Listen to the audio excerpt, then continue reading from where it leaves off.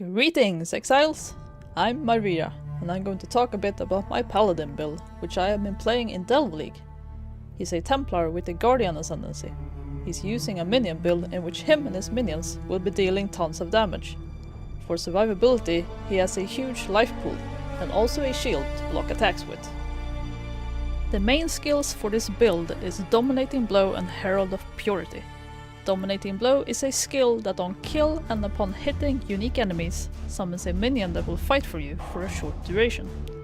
Herald of Purity is a mana reserved aura that on kill will summon a minion to fight for you. Summon Stone Golem is a minion that is a tank and grants life regen.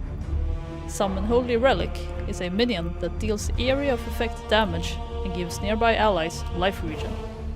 Hatred is a mana reserved aura that grants the Templar and nearby allies additional cold damage. Shield Charge for fast movement. Enduring Cry, a shout that gives endurance charges. Molten Shell grants additional armor and explodes upon taking a certain amount of damage. Flesh Offering grants nearby minions movement speed, attack speed, and cast speed. Val Summon Skeletons is a Val skill, meaning you can only use it when you have acquired a certain amount of souls. So this skill is a sort of panic button for large crowds or bosses. In the passive skill tree, we will be taking minion nodes, survivability nodes, blocking nodes, damage nodes, and jewel nodes for extra benefits. Minions are our top priority in this build. There are two passive nodes that are critical to this build: Spiritual Command and Spiritual Aid. These nodes will grant buffs not only to minions, but also to the Templar. These two are the nodes you will be trying to reach first of all. We will also be taking Righteous Army, Redemption, and Grey Pact.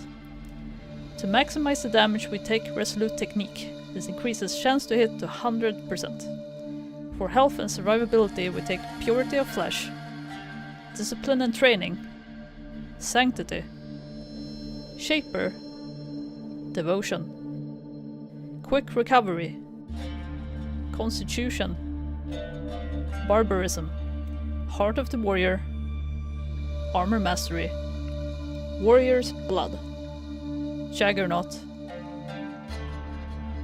and Bravery. We will also take blocking notes: Solidity, Defiance, and Command of Steel.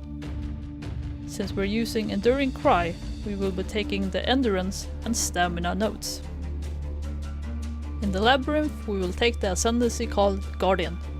These will give you more survivability and damage. I suggest going for survivability first. Normal Labyrinth for Bastion of Hope.